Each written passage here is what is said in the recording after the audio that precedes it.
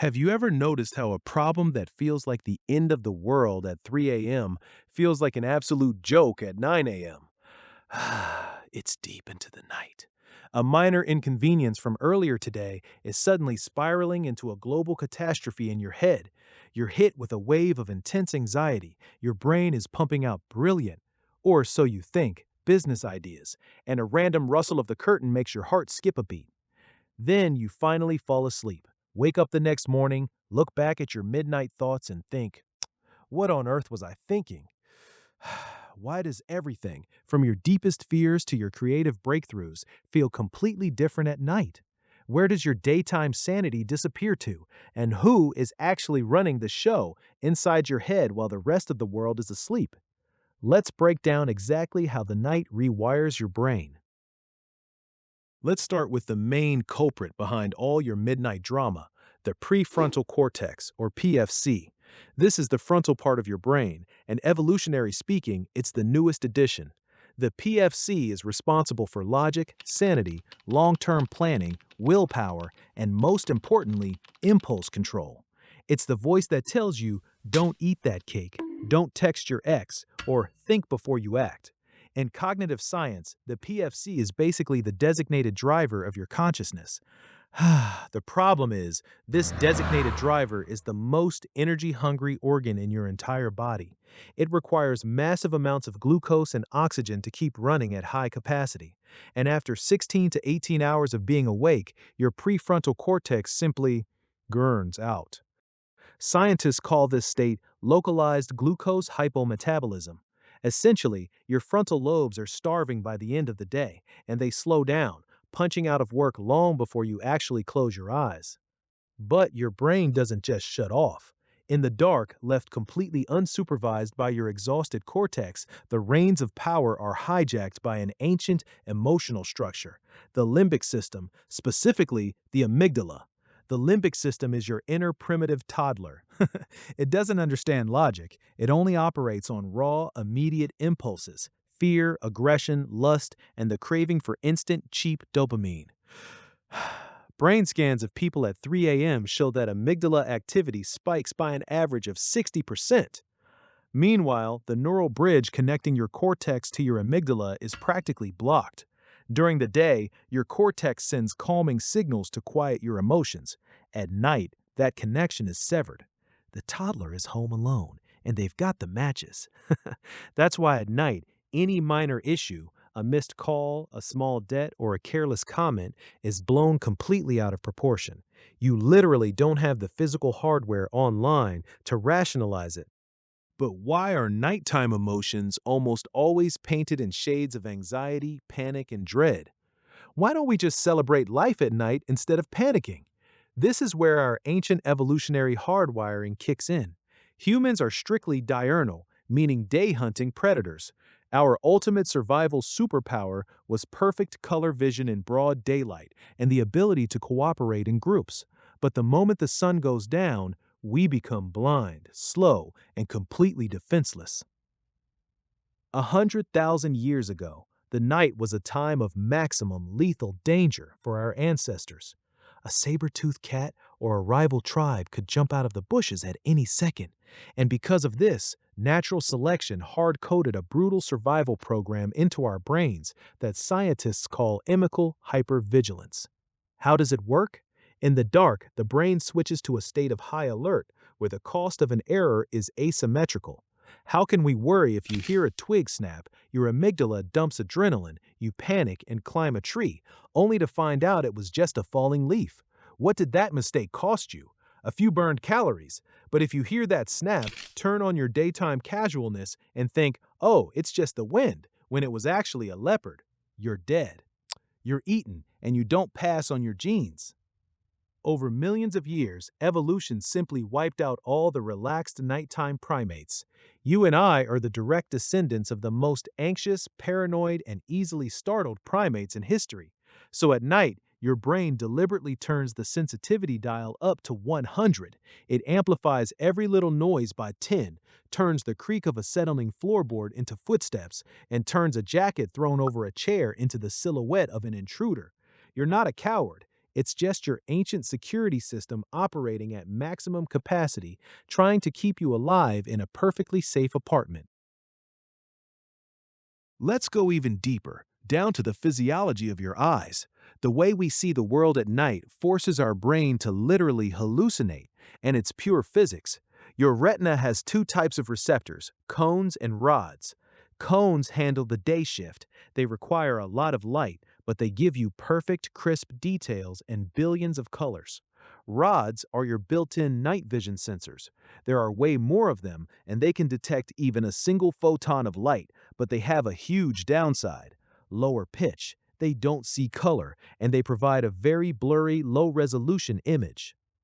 When transitioning from day to night, something called the Hess-Purkinje effect takes over. Your eye's peak sensitivity shifts from the warm yellow spectrum to the cold blue-gray spectrum. You stop seeing red tones first. They turn into black voids, while gray silhouettes start to look sharper. The familiar proportions of your furniture and walls become completely distorted. But here's the kicker: your nighttime rods are bunched up on the periphery of your eye.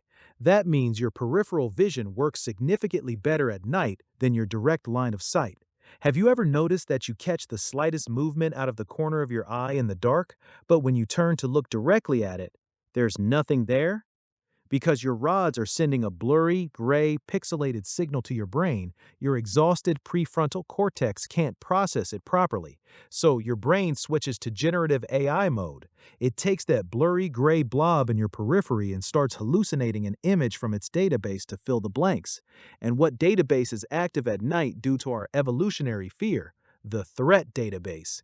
Your brain takes an innocent lamp or a curtain and, with a quick sleight of hand, turns it into a creepy figure, making you jump out of your skin loud over nothing. But the night's rewiring has a bright side, and it's the exact reason we love it so much: bursts of raw, unadulterated creativity. Why do poems, scripts, music, or insane startup ideas always hit you at 2 or 3 a.m.? The mechanism here is identical to the one causing your fears, and it's driven by a complete lack of censorship. During the day, your prefrontal cortex acts like a strict, totalitarian censor. The moment you have an unconventional, weird thought, your cortex immediately shuts it down. That's stupid. Nobody does that. That won't make money. Or what will people think? Your daytime censor destroys 99% of your creativity just to keep you socially safe and well adapted. Default mode network, the background processing mode. In physics, this is known as increasing the system's entropy. Your brain stops trying to solve specific daytime tasks. It relaxes and starts chaotically connecting completely random, distant memories, emotions, images, and facts. It's a free-for-all associative playground. You start seeing brilliant connections that you completely missed during the day.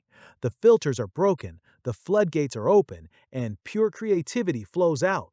But here is the catch: because your critical thinking is offline, your brain loses its ability to tell a masterpiece apart from total garbage. At night, absolutely everything you generate feels like pure genius. That's why brilliant midnight concepts often look incredibly cringy and confusing the next morning.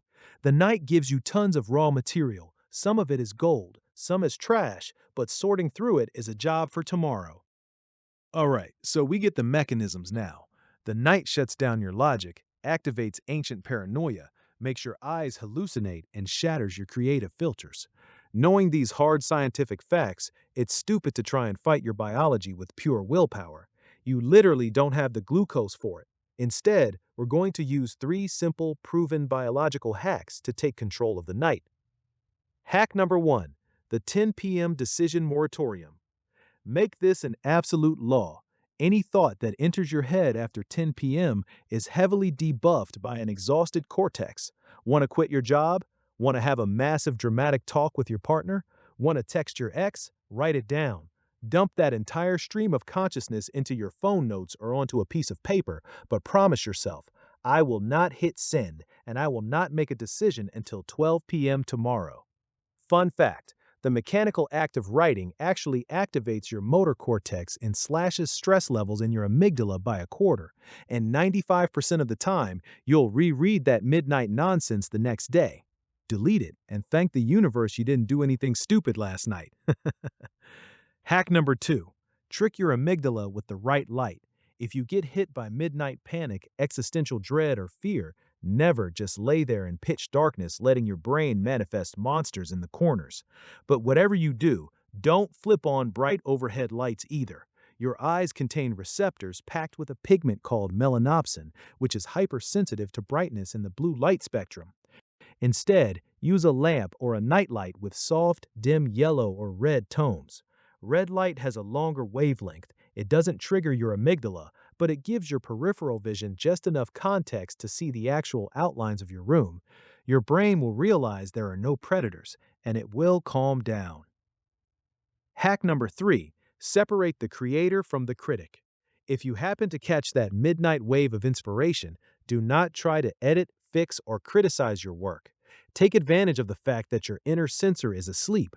Write code, draft scripts, map out ideas in a state of pure, unfiltered flow. But do not, under any circumstances, publish it, post it online, or send it to a client right away. Capture the nighttime chaos, close your laptop, and leave the role of the harsh, cynical critic to your morning, well-rested, well-fed brain. The world around us stays exactly the same, whether it's 2 p.m. or 2 a.m. The only thing that changes is the biochemistry inside your skull. The night is a beautiful time to create, but it is the absolute worst time to make conclusions about your life. Sleep on time, take care of your prefrontal cortex, hit that subscribe button, and I'll see you in the next video.